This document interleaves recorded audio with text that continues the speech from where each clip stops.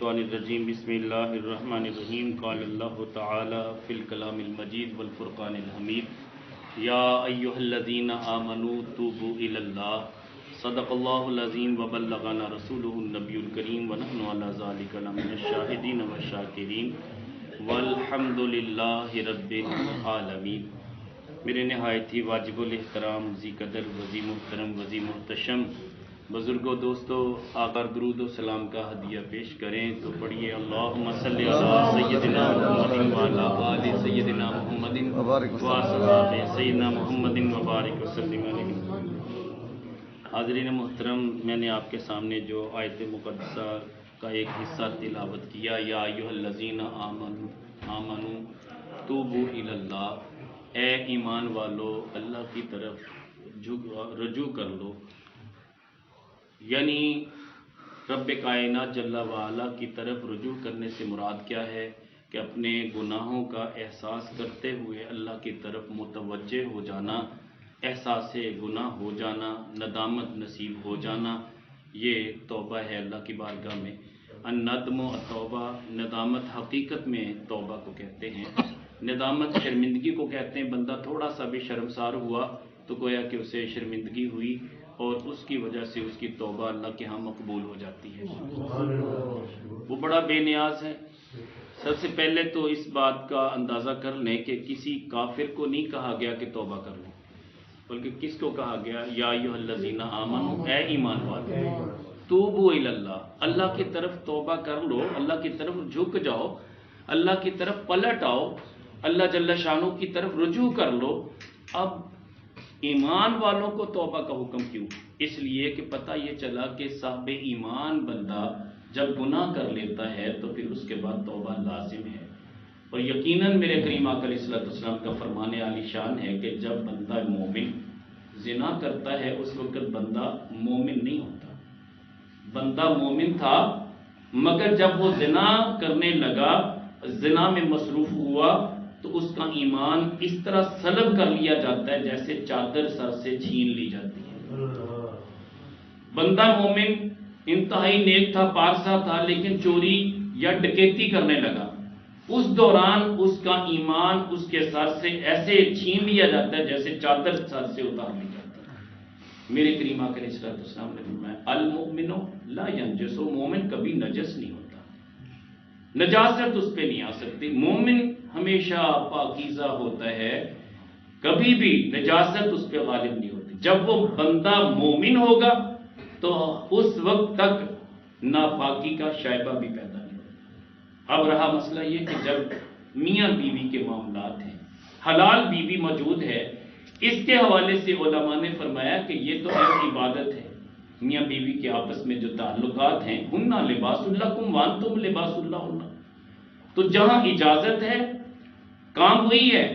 اگر کسی غیر محرمہ کے ساتھ ایک بندہ بغیر اذن کے، بغیر اجازت کے، بغیر نکاح کے، وہ بندہ اس کو اپنی بیوی کے معاملات کی طرح اسے اپنے غیر محرمہ کو زنا کا مرتکب ہوتا ہے اس کے ساتھ، تو ایسی صورت میں وہ بندہ مومن نہیں رہتا۔ کب تک؟ جب تک وہ توبہ کر نہیں لیتا۔ جب توبہ کر لیتا ایمان پلٹ آتا ہے، واپس لوٹا دیا جاتا ہے۔ وہی بندہ جو فاسق و فاجر ہوا، جو حرام کا مرتکب ہوا، کبیرہ گناہ اس نے کر لیا، مگر جب تک وہ توبہ نہیں کرتا بندہ مومن نہیں رہتا۔ یہ یاد رکھیے، اللہ نہ کرے اس حالت میں بندہ دنیا سے چلا جائے تو اس بندے کا انجام کیا ہے؟ جس حالت میں وہ دنیا سے گیا اسی حالت میں وہ ہمیشہ کے لیے رہے گا، ایون کہ جب اسے قبروں سے اٹھایا جائے گا وہ وہی کام کر رہا ہوگا جس کام کے کرنے کے دوران وہ دنیا سے گیا۔ مثال کے طور پہ ایک بندہ شراب کا عادی ہو گیا، شراب پی رہا تھا، شراب پیتے پیتے دنیا سے چلا گیا، جب قبر کھولے گی شراب کی بوتل ہاتھ میں ہوگی، لڑکھڑاتا ہوا اٹھے گا۔ اور ایک بندہ زنا کرتے ہوئے گیا، اس وقت بھی اس کی حالت یہ ہوگی کہ حالت جنابت میں جیسے بندے پہ نجاست ہوتی ہے اس سے کہیں زیادہ نجاست اس پہ ہوگی، وہ اتنا ناپاک ہوگا کہ فرشتے بھی اس سے کراہت کریں گے۔ تو لہٰذا آقا علیہ السلام فرماتے ہیں کہ ان گناہوں سے اپنے آپ کو پاک کر لو، بچ جاؤ۔ بڑے سے بڑا کبیرے سے کبیرہ گناہ ہو جائے مگر بندہ پلٹ آئے تو رب بخش دیتا ہے۔ بندہ جب توبہ کر لیتا ہے ایسے ہوتا ہے جیسے وہ ابھی ماں کے پیٹ سے پیدا ہوا ہے۔ تو توبہ اتنی پیاری چیز ہے۔ میرے کریم آقا علیہ السلام نے فرمایا کما تعیشون تموتون، جس طرح کی زندگی بسر کرو گے ایسے مرو گے۔ کما تموتون تبعثون، جس طرح مرو گے ایسے اٹھائے جاؤ گے۔ بندہ مرا فلمیں دیکھتے ہوئے ایسے ہی اٹھایا جائے گا، بے حیائی کے کام کرتا ہوا اٹھے گا، لوگ بھی اس کو اس میدان محشر میں شرمندہ کریں گے کہ تو اتنا بے حیا تھا۔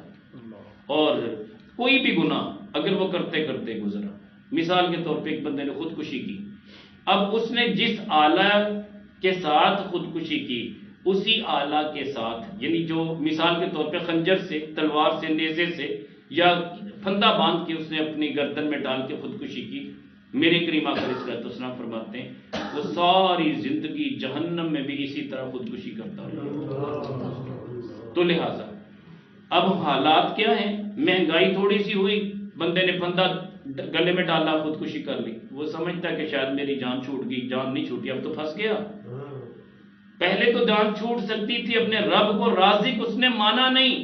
اگر اپنے رب کو رازق مانا ہوتا تو کبھی خودکشی نہ کرتا، کیونکہ اپنے رب پہ بھروسہ نہیں تھا۔ اگر اپنے رب پہ بھروسہ ہوتا کبھی بھوک کے مارے اپنے آپ کو قتل نہ کرتا، اپنے بچوں کو قتل نہ کرتا۔ تو لا تقتلوا اولادکم من املاق، اور اپنی اولاد کو من خشیت املاق، یعنی روزی کی کمی کی وجہ سے اپنی اولاد کو قتل نہ کرو۔ قرآن کیا ہے؟ رب کائنات جل وعلا کا فرمان۔ ہم کیا کرتے جی بچوں کو کھانے کے لیے روٹی نہیں تھی، بندے نے خودکشی کر لی، بچوں کو بھی قتل کر دیا، یہ کوئی عقل مندی نہیں ہے، اس نے اچھا کام نہیں کیا۔ اس نے حقیقت میں اپنی اس برائی کو آشکار کر دیا۔ وہ برائی کیا تھی کہ اسے اپنے رب پہ بھروسہ ہی نہیں تھا۔ وہ پہلے تو چھپا ہوا تھا نا، اللہ نے پردہ رکھا ہوا تھا، اب اس نے سارے لوگوں کو گواہ بنا لیا کہ مجھے اپنے رب پہ کوئی یقین نہیں ہے، میرا رب ہوتا تو مجھے رزق نہ دیتا۔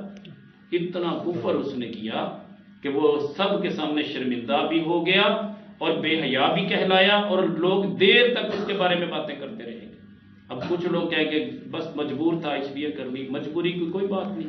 صحابہ سے بڑھ کے کسی نے مجبوریاں دیکھی کہ 2 کھجوریں ہیں، پورے دن میں صحابہ وہ چوس چوس کے گزارا کرتے ہیں، کئی دنوں کے بعد فاقہ کاٹنے کے بعد جا کے کھانا میسر آتا تھا۔ یہ اس نے پڑھی ہوتی، اہل بیت کی زندگی پڑھی ہوتی تو کبھی خودکشی نہ کرتا۔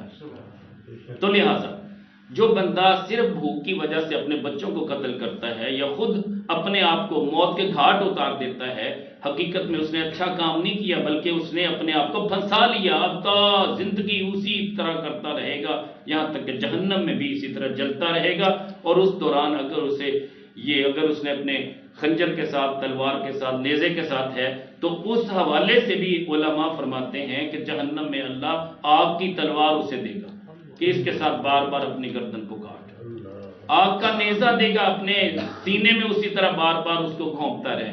اور اگر کوئی رسی کا معاملہ ہے تو آگ کی رسیاں جہنم میں لٹکتی ہوں گی، وہ بار بار پھندا لے گا، ایک بار موت آئے گی، پھر موت آئے گی، اللہ حاضر قیاس، جب تک جہنم میں رہے گا، جب تک میرے کریم آقا علیہ السلام جہنم سے نہیں نکالیں گے اس وقت تک وہ یہ عمل کرتا رہے گا۔ تو لہذا کبھی بھی پریشان نہ ہو، رازق اللہ کی ذات ہے، جب اللہ چاہے گا رزق دے دے گا۔ آپ دیکھیں حضرت ابو الخیر اختہ، آپ فرماتے 5 دن سے میں بھوکا تھا، مسجد نبوی میں تھا، میں نے آقا کریم علیہ السلام کی بارگاہ میں عرض کی حضور 5 دن سے بھوکا ہوں، آپ کا مہمان ہوں۔ بس وہ اسی تڑپ میں سویا، آنکھیں بند ہوئیں تو دل کی آنکھیں کھل گئیں۔ آقا کریم علیہ السلام اپنے صحابہ کے ساتھ آتے ہیں اور فرماتے ہیں کہ لو تم کھانا کھا لو، 1 روٹی عطا کرتے ہیں، آدھی روٹی ابھی کھائی تھی، آدھی ہاتھ میں تھی، بیدار ہو گیا، آنکھیں کھلیں تو وہ بندہ حیران ہوا کہ یار آقا کریم علیہ السلام نے اتنا کرم کر دیا، جو روٹی آدھی میں نے کھائی تھی آدھی میرے ہاتھ میں ہے، تاکہ وہ خواب نہ سمجھے، اس کو حقیقت سمجھے۔ تو بہرحال کہنے کا مطلب یہ ہے کہ جو بندہ توبہ کرتا ہے، پلٹ آتا ہے، اس کی آنکھ سے ایک مکھی کے سر کے برابر بھی آنسو نکلتا ہے تو اس کے چہرے پہ دوزخ کی آگ حرام ہو جاتی ہے۔ میرے کریم آقا علیہ السلام ارشاد فرماتے ہیں کہ جب بندہ اللہ کی خشیت سے روتا ہے تو اللہ کے فرشتے بھی اس کے ساتھ روتے ہیں. مجھے بتائیے فرشتے کتنا پیار کرتے ہیں. اللہ کے فرشتے بھی روتے ہیں اور اللہ کی بارگاہ میں عرض کرتے ہیں مالک و مولا یہ جو مانگتا ہے دے دے نا, تیرے خزانوں میں کوئی کمی ہے. فرشتے سفارشی بنتے ہیں اور وہ فرشتے آہوزاری کے ساتھ اس طرح روتے جیسے وہ جتنا وہ گریہ زاری کرتا ہے اتنا ہی فرشتے گریہ زاری کر کر کے رب کو مناتے ہیں. مجھے بتائیے کہ جس کے سفارشی اتنے ہوں 70,000 ملائکہ اللہ کی بارگاہ میں اس کے لیے استغفار کرتے ہیں. مجھے بتائیے آج 70,000 کا مجمع ہو, کوئی بات منوانا چاہے تو گورنمنٹ کے لیے صرف اتنا ہی کافی ہے کہ 70,000 لوگوں کو وہ سڑک پہ لے کے نکل آیا, تو گورنمنٹ کی بے بسی ہوتی ہے, مان جاتی ہے. یہ تو دنیا کی گورنمنٹ ہے, مالک تو کن کہنے پہ قادر ہے, شان بے نیازی کا مالک ہے, اس کے سامنے کسی کو دم مارنے کی گنجائش نہیں ہے. مگر اس کی بارگاہ میں اگر 70,000 بندہ التجا کرے مالک اسے بخش دے, مالک اسے بخش دے, وہ بندہ بھی عام نہ ہو فرشتے ہوں, تو مجھے بتائیے اللہ کتنا خوش ہوگا. آقا کریم علیہ السلام نے فرمایا کہ اگر ایک قطرہ آنسو نصیب ہو جائے تو وہ ایک قطرہ اتنا قیمتی ہے کہ آگ کے کئی سمندر میرے امتی کے ایک قطرہ آنسو سے بجھا دیے جائیں گے. مجھے بتائیے کتنے لوگوں کو وہ فائدہ دے گا. اس کا ایک قطرہ پاور کتنی ہے. اگر اس کے ساتھی اس کے دوست جہنم میں جانے لگیں گے, وہ ایک قطرہ آنسو کا اتنا قیمتی ہے کہ اس کو جہنم میں جانے سے بچا لے گا. المرء علی دین خلیلہ ہی, آدمی اپنے دوست کے دین پر ہوتا ہے. شرط یہ ہے کہ اللہ والوں کے ساتھ دوستی لگا لے. رونا نہیں آتا, رونے والوں کے ساتھ دوستی لگا لے. خشیت الہی نصیب نہیں ہے, خشیت الہی والوں سے دوستی لگا لے. آپ عالم دین نہیں ہیں, عالم دین جتنے بھی ہیں ان سے علماء سے دوستی لگا لیں. آپ طالب علم ہیں تب بھی خیر ہے. میرے کریم آقا علیہ السلام نے فرمایا کن عالمن, یا عالم دین بن جا, او متعلمن, یا پھر شاگرد بن جا, یا ان سے دوستی کرنے والا بن جا. تینوں میں سے چوتھا نہ بننا. بس یہ تین ہی ہیں جو اللہ کے ہاں مقبول ہیں. تو بہرحال اللہ جل شانہ کے پیارے نبی صلی اللہ علیہ وسلم نے فرمایا کہ قیامت کا دن ہوگا جب دوزخ کی آگ بھڑکتی ہوئی لپکے گی, مجھے جبریل امین علیہ السلام ایک پیالہ دیں گے. جب میں پیالہ ایسے اپنے ہاتھوں میں لے کے زور سے دوزخ کی طرف پھینکوں گا, وہ ساری کی ساری آگ بجھ جائے گی. اس لیے کہ اس پیالے میں جو پانی ہوگا, جب میں جبریل امین علیہ السلام سے پوچھوں گا کہ جبریل اس میں کیا ہے, تو جبریل امین علیہ السلام عرض کریں گے یا رسول اللہ اس میں آپ کے امتیوں کی آنکھوں سے نکلنے والا خشیت الہی سے جو آنسو ہیں وہ پانی جمع کیا. اچھا یہاں پہ ایک بات میں ضرور کروں گا. لوگ کہتے ہیں کہ اللہ کے نبی کو پتہ نہیں ہے, تبھی تو جبریل امین علیہ السلام سے پوچھتے ہیں کہ جبریل بتا یہ کیا ہے. اب جو بھی معاملہ تھا معراج کی رات بھی اللہ کے نبی صلی اللہ علیہ وسلم نے بار بار پوچھا جبریل یہ کون سے لوگ ہیں جن کو عذاب دیا جا رہا ہے. تو اب یہ روایتیں موجود ہیں, حدیثیں موجود ہیں. آقا کریم علیہ السلام اس دن بھی پوچھیں گے کیا جبریل یہ پیالے میں کون سا پانی ہے, تو اس کا مطلب اللہ کے نبی کو معلوم نہیں تھا. لوگ اس طرح کا گمان رکھتے ہیں, مگر خوش نصیبی ہے کہ ہم اس نبی کے امتی ہیں جس نے ہونے والے واقعے کی خبر پہلے دے دی ہے کہ یہ جو پوچھنا ہے یہ اس لیے نہیں کہ میں لا علم ہوں, مجھے تو پہلے پتا, اگر نہ ہوتا میں یہ حدیث بیان کیوں کرتا. آقا کریم علیہ السلام فرماتے ہیں میرے علم میں ہے تبھی تو بتاتا ہوں. یہ مجھے پتا ہے کہ میرے امتیوں کی آنکھوں سے نکلنے والا وہ قیمتی پانی ہے جو خشیت الہی کی وجہ سے نکلا. میں جانتا ہوں, مگر پھر بھی مخلوق خدا بھی سن لے کہ جبریل امین علیہ السلام کی زبان سے بھی وہ لفظ ادا ہو جائے تاکہ لوگوں کو یقین ہو جائے کہ یہ پانی معمولی پانی نہیں ہے. تو سچی بات ہے. اب یہ باتیں تو آپ نے پہلے بھی سنی ہوں گی, آپ کے ذہن میں یہ آئے گا کہ یار باتیں تو وہی ہیں جو بار بار رپیٹ, اس لیے کہ حدیثیں من گھڑت ہو نہیں سکتی. حدیثیں وہی ہیں جو اللہ کے پیارے نبی صلی اللہ علیہ وسلم نے بیان کر دی. ہم بارہا بھی ان کا تذکرہ کرتے ہیں, ہمیں تو اس سے لطف ملتا ہے, ہمیں تو چاشنی ملتی ہے. ہم تو سبق یاد کرنے والے لوگ ہیں, بار بار رپیٹ کریں گے تو سبق یاد رہے گا. ہم یاد کرتے بھی ہیں, کرواتے بھی ہیں, تو لہٰذا ہم نے اس کو معمول بنا لینا ہے کہ ہر صورت ہم نے آقا کریم علیہ السلام کے ان فرامین کو جب ہم نے اپنی زبانوں پہ جاری رکھنا ہے, لوگوں کو بتانا بھی ہے. اب یہ 2-4 باتیں میں نے بتائی, فرشتے بھی روتے ہیں, آنسو کی قیمت بھی بڑی قیمتی ہے, کئی سمندر بچا دے گا. اور میں نے یہ بھی بتایا کہ پیالہ پورا جو ہوگا آنسوؤں کا, اس سے آگ بجھ جائے گی جب سرکار ایسے پھینکیں گے. یہ ساری باتیں بار بار سنی ہیں, ازبر ہو چکی ہوں گی آپ لوگوں کو, اور یقیناً ہونی چاہیے بھی. اس لیے کہ آپ نے آگے نسلوں کو سنوارنا ہے، آپ نے بتانا ہے آگے۔ تو میرے کریم آقا علیہ السلام فرماتے بلغوا انی ولو آیا، مجھ سے جو کچھ تمہیں پہنچے اسے آگے پہنچا دو۔ ایک آیت ہی کیوں نہ ہو آپ آگے پہنچا دو، سب مبلغ ہیں آپ نے آگے بیان کرنا ہے، اپنے گھر والوں کو سنائیں، دوستوں کو سنائیں۔ جب آپ کو یاد نہیں ہوگا سبق کیسے سنائیں گے؟ مجھے یاد ہے، میں بار بار اسے پڑھتا ہوں، پڑھاتا ہوں، سناتا ہوں تاکہ آپ کو یاد ہو جائے۔ جب آپ آگے بیان کریں گے اس کا اجر کیا ہے؟ میرے کریم آقا علیہ السلام نے فرمایا جس نے ایک کلمہ اللہ کی رضا کے لیے نیکی کا کہا، حکم دیا، امر بالمعروف ونہی عن المنکر، برائی سے منع کیا، نیکی کا ایک کلمہ کہہ کے حکم دیا، اللہ اس کو 1 سال کے برابر، ایک کلمے کے برابر اجر دے گا، ایک عبادت کا اجر۔ تو لہٰذا یہ بار بار ریپیٹ کرنا، اس میں کبھی آر محسوس نہ کریں۔ آگے چلتے ہیں، جو اصل میرا موضوع ہے کہ آج میں وہ تذکرہ کروں گا جو ہمارے اکابرین ہیں، جو ہمارے بزرگ ہیں، انہوں نے توبہ کیسے کیا۔ ابھی 15 منٹ میں نے اپنا موضوع سمیٹنا ہے، انشاءاللہ 3 بجے انشاءاللہ دعا ہو جائے گی۔ تو ہمارے اکابرین نے لوگوں کو توبہ کیسے کروائی، اولیاء اللہ جب پہلے تھے ان کی کیفیت کیا تھی، جب توبہ کر لی پھر اللہ نے مرتبے کیسے دی۔ حضرت مالک بن دینار رحمت اللہ علیہ بہت بڑے ہستی ہیں، بہت بڑا نام ہے آپ کا۔ آپ شراب کے اتنے رسیہ تھے، ہمہ وقت آپ شراب میں دھت ہوا کرتے تھے۔ اللہ نے آپ کو ایک صاحبزادی سے نوازا، وہ صاحبزادی ابھی 2 سال کی ہوئی، اتنا شعور رکھتی تھی، اتنا اسے سمجھ بوجھ تھی کہ وہ جیسے والدہ ڈانٹا کرتی تھی، یعنی ان کی اہلیہ محترمہ ڈانٹتی، وہ صاحبزادی پاس بیٹھی ہوتی، سن رہی ہوتی کہ امی جان ابو کو ڈانٹ رہے ہیں کہ یہ شراب کیوں پیتے ہو، چھوڑ دو اس کو، کتنی بری عادت ہے، اللہ کے نبی ناراض ہوتے ہیں۔ ایون کہ سچی بات ہے، شراب تو کسی اگر دریا میں بھی ڈال دی جائے تو ہمارے علماء اس دریا کا پانی چھوڑ دیتے تھے، ایسے اکابرین ہمارے گزرے۔ تقویٰ اتنا تھا ان کا، طہارت اتنی تھی۔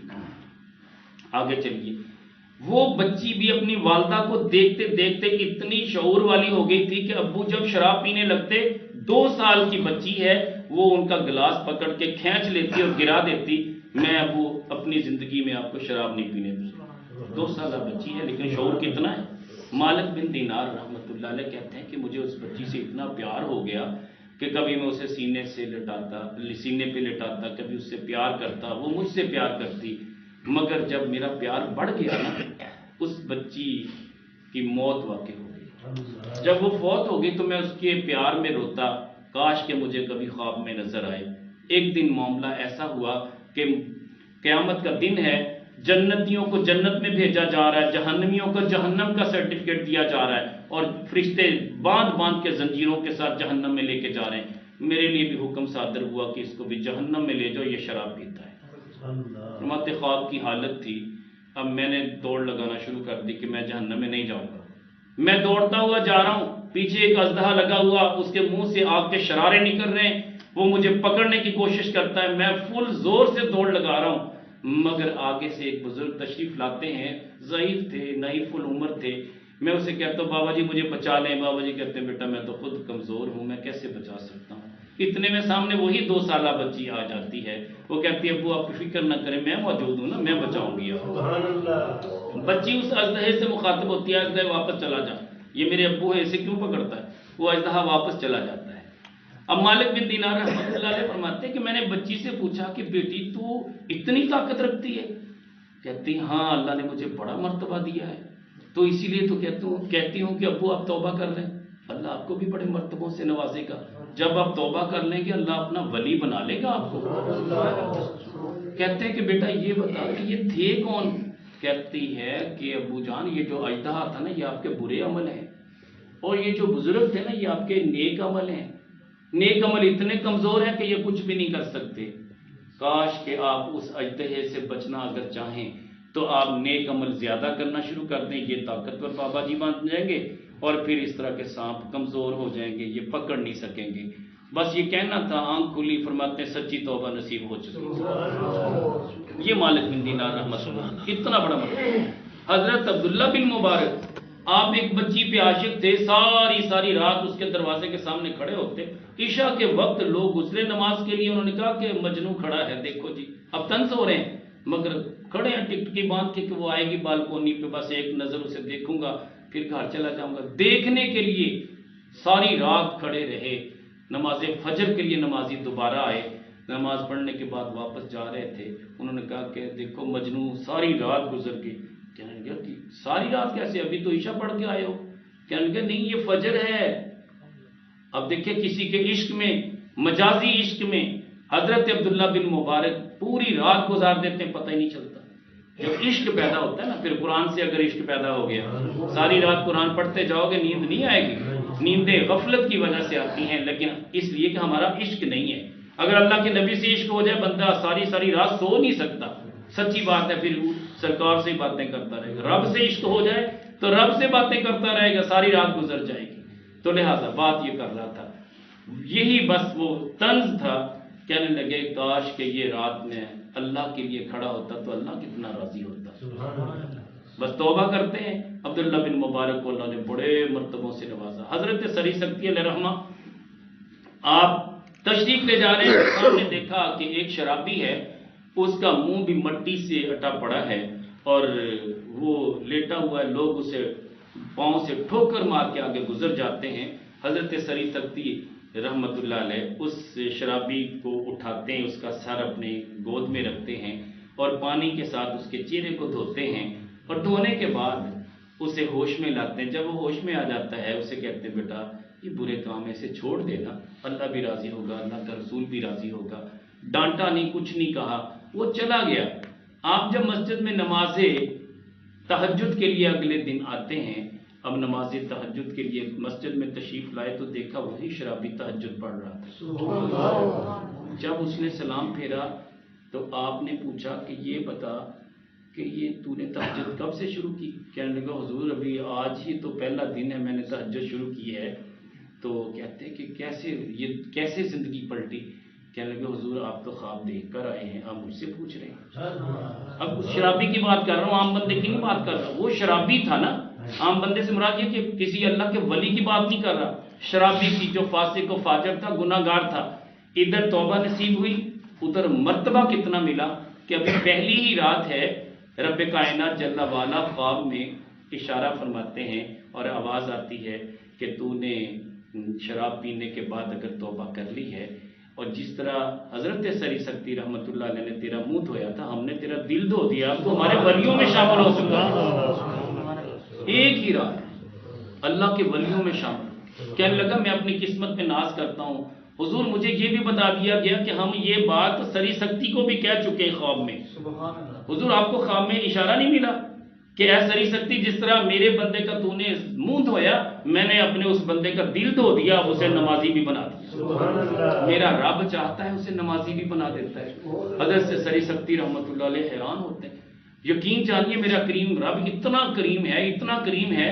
آپ دیکھیے حضرت ذوالنون مصری علیہ رحمہ، آپ ایک دریا پہ کھڑے ہیں، آپ نے اچانک دیکھا کہ عجیب منظر ہے کہ ایک مینڈک باہر نکلا، اس کے اوپر ایک بچھو سوار ہے، اور تھوڑی دیر کے بعد وہ مینڈک دوبارہ دریا میں چھلانگ لگا دیتا ہے۔ آپ دیکھتے کہ یار عجیب منظر ہے، بچھو سے کچھ کہہ بھی نہیں رہا، یہ عجیب سواری ہے۔ آپ کے دل میں اشتیاق پیدا ہوا کہ میں بھی اسے دیکھوں کہ یہ کرتا کیا ہے۔ آپ ایک کشتی پہ سوار ہو جاتے ہیں اور وہ مینڈک اس طرح پانی کے اوپر تیرتا ہوا جا رہا ہے، بچھو اس کے اوپر ہے۔ وہ کہتے ہیں کہ میں دیکھنا چاہتا ہوں کہ یہ کہاں لے کے جاتا ہے اس بچھو کو، یہاں تک کہ اگلے کنارے پہ پہنچے۔ آپ کشتی سے نیچے اترے، آپ نے دیکھا کہ وہ مینڈک ایسے ہی چھلانگے لگاتا لگاتا آگے جا رہا ہے۔ ایک درخت کے نیچے ایک شخص سویا ہوا ہے، اس پہ نیند طاری ہے، اور قریب ہے کہ ایک سانپ جو نیچے اتر رہا ہے اور اس پہ حملہ آور ہو کے اسے ڈنگ مارے اور اسے ہلاک کر دے۔ یہ بچھو اپنے اسی مینڈک سے اترتا ہے، فوراً تیز تیز جا کے اس سانپ کو ایسے ڈستا ہے کہ سانپ وہیں ڈھیر ہو گیا۔ بچھو کا ڈنگ لگا، سانپ وہیں مر گیا۔ حضرت ذوالنون مصری رحمت اللہ علیہ حیران ہوتا ہے کہ میرے رب کی قدرت دیکھو، اگر یہ مینڈک بچھو کو لے کے نہ آتا، بچھو بیچارہ دریا کیسے عبور کرتا؟ رب کائنات جل وعلا نے اس بچھو کو دوسرے کنارے پہ جانے کے لیے مینڈک کی سواری عطا کی۔ مقصد کیا تھا؟ جس کو بچانا تھا وہ کون تھا؟ وہ شرابی تھا، شراب کے نشے میں دھت تھا، درخت کے نیچے سائے پہ سویا ہوا تھا، اس کو اسی سانپ نے ڈسنا تھا، یہاں تک کہ اس کی روح نکل جانی تھی، اس نے مر جانا تھا۔ اللہ نے اس کے لیے سبب کیسے پیدا کیا؟ آنے کے لیے میرے رب نے اس بچھو کی ڈیوٹی لگائی، بچھو کے لیے مینڈک کی ڈیوٹی لگائی۔ حضرت ذوالنون مصری رحمت اللہ علیہ، آپ رب کی ان قدرتوں کو، حکمتوں کو دیکھ کے فخر کرتے ہیں، روتے ہیں، دعا بھی مانگتے ہیں کہ مالک مولا تو کتنا بے نیاز ہے، اپنے مخلوق کی کتنی حفاظت کرتا ہے، اور اس بندے کی حفاظت کے لیے تو نے اس طرح کا سبب بنایا۔ اتنے میں اس بندے کو آپ بیدار کرتے ہیں، آہستہ آہستہ آنکھیں ملتا ملتا وہ اٹھتا ہے، پوچھتے ہیں کہ تو کون ہے؟ کہتے ہیں میں شرابی ہوں، شراب کے نشے میں دھتا، بس ایسے ہی نیند غالب آئی، مجھے ہوش نہیں تھا۔ فرماتے پتہ تو کتنا خوش نصیب ہے، میرے رب نے تیرے لیے یہ انتظام کیا کہ مینڈک کی ڈیوٹی لگائی، اس نے اپنے اوپر ایک بچھو کا سوار کیا، اس بچھو نے جو تجھے سانپ ڈسنے والا تھا اس سانپ کو مارا، یہ دیکھو یہ سانپ پڑا ہوا ہے۔ وہ شرابی تھا، یہ منظر دیکھا، اس نے کہا میرا رب اتنا کریم ہے کہ مجھ جیسے گناہگار، مجھ جیسے شرابی کے لیے اس کا اتنا بڑا کرم۔ سچی بات تو یہ ہے، آج بھی جو شراب پینے والا ہے، جو زنا کرنے والا ہے، جو سود کھانے والا ہے، میرا رب بڑا بے نیاز ہے۔ سچی بات ہے، کچھ نہیں کہتا اسے، مہلت دے دیتا ہے کہ چل تو توبہ کر لے، جب تو توبہ کر لے، یا ایھا الانسان ما غرک بربک الکریم۔ ملتان میں ایک حکیم صاحب تھے، وہ سود کا کاروبار کرتے تھے۔ اللہ کا کرنا یہ ہوا کہ ایک دن ان کے پیٹ میں درد اتنا شدید ہوا کہ پیٹ پھولنا شروع ہوا، یہاں تک کہ پیٹ اچانک پھٹا، اور اس کی بدبو اتنی تھی اس کی کہ وہ پورے علاقے میں بدبو پھیل گئی۔ تو جب لوگ اکٹھے ہوئے، انہوں نے دیکھا کہ یہ تو اتنا بدبودار ہے، انہوں نے کیا کیا، کارپوریشن والوں کو بلا کے اسے کسی نہ کسی طرح اٹھا کے گڑھے میں پھینک دیا۔ یہ ملتان کا واقعہ ہے، اور نگران شورا نے یہ بیان کیا، بھی رات ہی میں نے یہ ویڈیو کلپ دیکھا ان کا، حضور قبلہ حاجی محمد عمران اتاری صاحب نے بیان کیا۔ تو کہنے کا مطلب یہ ہے کہ اس حکیم صاحب کے بارے میں پوچھا گیا کس کا عمل کیا تھا، پتہ چلا یہ سود کا کاروبار تھا۔ میرے کریم آقا علیہ السلام کا فرمان علی شان سچ ہوا۔ آقا کریم علیہ السلام نے فرمایا جو سود کا کاروبار کرتے ہیں ان کے پیٹ اتنے بڑھا دیے جائیں گے کہ جہنم میں جب ان کو پھینکا جائے گا ان کے پیٹ اتنے بڑھیں گے سود کھانے کی وجہ سے، وہ پھٹ جائیں گے، اس کے بعد دوبارہ پھر ان کو درست کر دیا جائے گا، پھر پھٹیں گے، پھر درست کر دیا جائے گا، اللہ حاضر قیاس کہ جہنم میں وہ ان کے پیٹ پھٹتے رہیں گے۔ آج ہم سود کے کاروبار کو اتنا مزے کے ساتھ کر رہے ہیں، ہمیں پتہ ہی نہیں کہ ہم سود کھا رہے ہیں، اور اس کا گناہ کتنا ہے۔ سود کا گناہ اتنا ہے کہ اگر اپنی ماں سے بندہ زنا کرے، اس سے بھی 70 گنا زیادہ زنا سے بھی زیادہ گناہ اس کا ہے سود کا۔ تو لہٰذا ہمیں توبہ کرنی چاہیے، اللہ جل شانہ ہمیں بچائے رکھے، اللہ جل شانہ ہمیں توفیق دے کہ ہم ان گناہوں سے بچیں۔